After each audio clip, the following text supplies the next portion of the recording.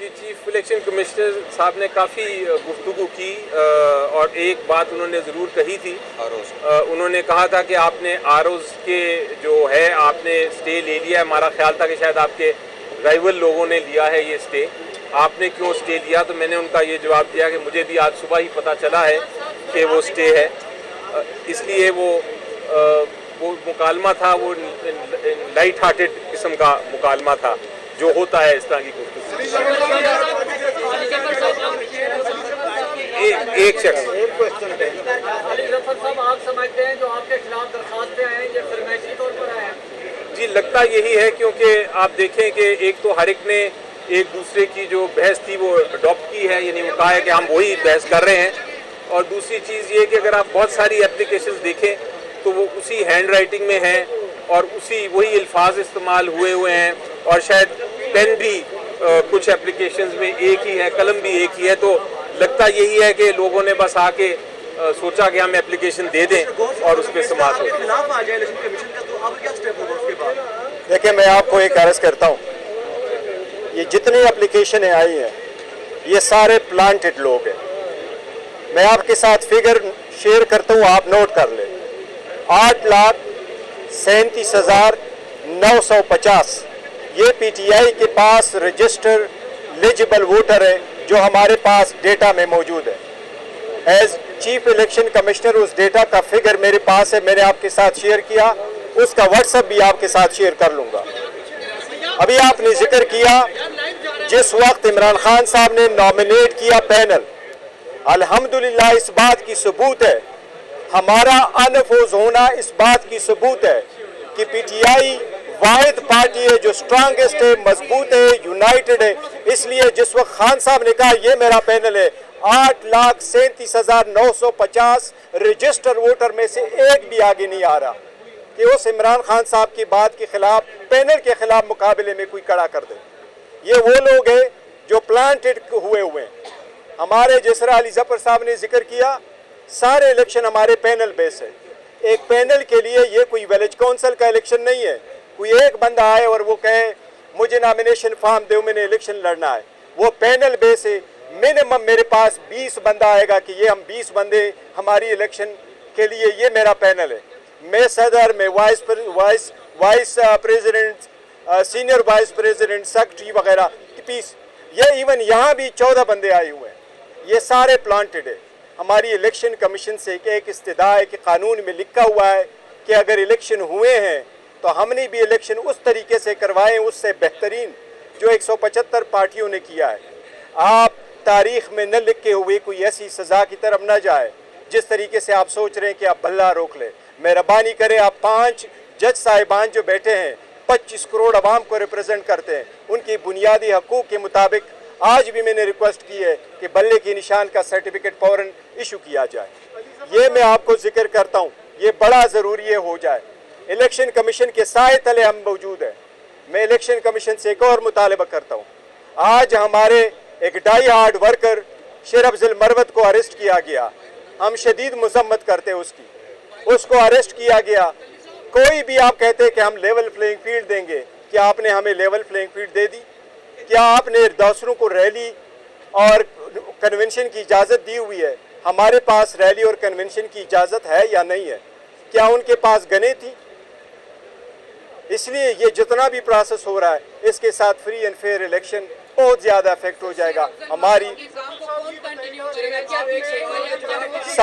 सारे हम कंटिन्यू करेंगे, कन्वेंशन करेंगे, इंशाल्लाह हम जाएंगे और आगे बढ़ेंगे।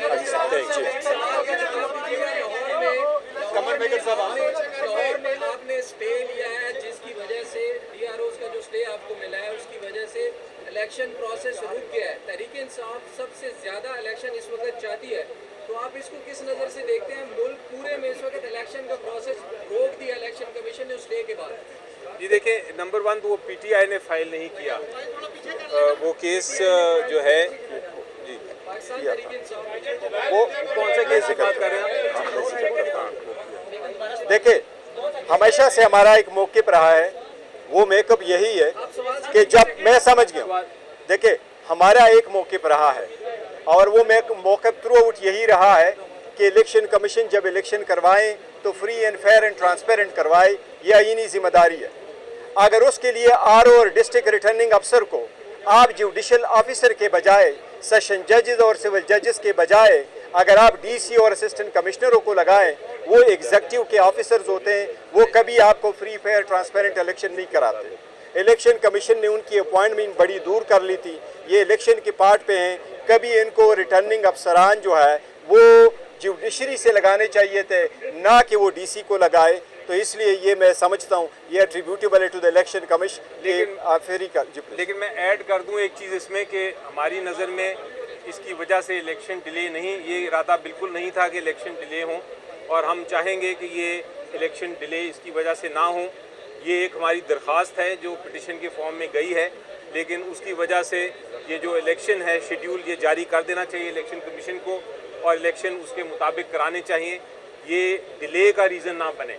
जो लाहौर हाई कोर्ट वाला जो फैसला है वो दरखास्त पीटीआई को कबूल करती है या नहीं, ये थोड़ा सा देखिए दरख्वास्त वहाँ सबमिट हुई है, दूसरी एप्लीकेशन भी आई, लेकिन हमारा मौके पहले दिन से, और हमने उस पर स्टेटमेंट भी दी है कि हमें डिस्ट्रिक्ट रिटर्निंग अफसरान जो डीसीज है और रेवेन्यू के ऑफिसर है वो हमें कबूल नहीं थे, और हमारी रिक्वेस्ट यही थी, बल्कि ये सारी पार्टियों की यहाँ मुतफिका तौर पर जिस वक्त कोर्ट भी बना था हम सब ने एक रिक्वेस्ट की हुई थी कि वो सरकारी बंदे ना हो, सरकार के बंदे क्या कैसे परफॉर्म करेंगे, बल्कि वो आदलिया से लिए जाएं। सिर्फ चंद ही तो लोग हैं, 266 बंदे आपने लेने थे, 266 जो है आप जुडिशरी से लेते, ये सब कम मौके पर आए। ऑफ कोर्स हम सारे, अगर दरख्वास्त हमारी गई है तो हम ऑन करते हैं। इलेक्शन नहीं होने चाहिए डिले, इलेक्शन की वजह से नहीं। देखिए हमारी अदलिया से इंशाल्लाह पहले खिलाफ देखे ना कोशिशें तो की जा रही है, लेकिन हमारा अदलिया पे पर भी एतमाद है, इंशाल्लाह ताला अदलिया हमें सपोर्ट करेगी। ये नहीं हो सकता कि ऐसी बहाना करे, पहले आपने डिले इतना कर लिया और फिर आप कहे कि आपने इलेक्शन नहीं होल्ड करवाया। इतने free and fair transparent election किसी ने नहीं करवाए, आप सारे लोग गवाह है। कौन सा काम था जो आपकी नज़रों के सामने नहीं था? क्या शेड्यूल आपके सामने अनाउंस नहीं हुआ था? रिजफर साहब ने अनाउंस नहीं किया था डेट का? क्या शेड्यूल शेयर नहीं हुआ था? क्या लेटर इलेक्शन कमीशन को सिक्योरिटी के लिए जो लिखा गया वो आप लोगों के थ्रू नहीं गया था? इलेक्शन कमीशन का लेटर हमारे पास आया, क्या वो आपके थ्रू नहीं था? हमने वेन्यू जब शेयर किया पेशावर पुलिस के साथ, KPK पुलिस के साथ, क्या आपके थ्रू नहीं हुआ था? क्या जितने लोग वहाँ जमा हुए थे सिर्फ रिजोल्यूशन के लिए, क्या ये नहीं थे? कौन सी पार्टी है जो अनअपोज इलेक्शन अगर हो वो फिर भी रिजोल्यूशन में करवाए कि क्या किसी को इतराज़ है? हमारे रूल्स में तक लिखा हुआ है कि अगर अनअपोज पैनल भी आ जाए तो वोटिंग वेन्यू पे लोगों से रिजोल्यूशन पास कराया जाए कि क्या आपको इस पर कोई इतराज़ है। मैंने पहले भी जिक्र किया अपने वर्करों के, ये मेरा पैनल है, कोई अपोजिशन में नहीं आएगा, जो इस बात की दलील है कि हमारी पार्टी मजबूत है और हमारे खिलाफ प्लांटेड लोग लाए गए हैं।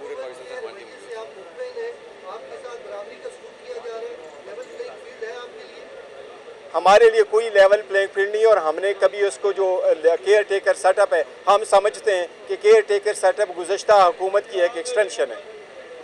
वैसे भी मेरा ख्याल है अगर आप इलेक्शन कमीशन के प्रोसेस रोक देने के अमल को किस नज़र से देखते हैं? दरख्वास्त पर पूरा प्रोसेस रोक दिया है, जबकि सुप्रीम कोर्ट के फैसले के बाद भी इलेक्शन नहीं करवाए थे।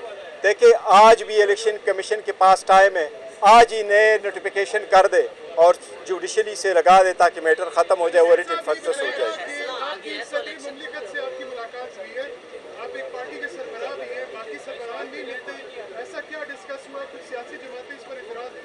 नहीं, देखो जो सियासी जमातें इतराज़ करती हैं उनकी मर्ज़ी, वो हर चीज़ पे इतराज़ करती है बिकॉज, लेकिन मैंने जो मुलाकात की है, मेरी चुपनी हुई मुलाकात नहीं की है, उसका एक प्रेस रिलीज़ भी आया था प्रेसिडेंसी से, और ओपन मीटिंग थी, 2 घंटे रही थी। हमने सारे मौजूदा सूरत हाल पे करती और करती सिखाती, तो इसलिए ये होता ही रहता है। और हमारे पार्टी में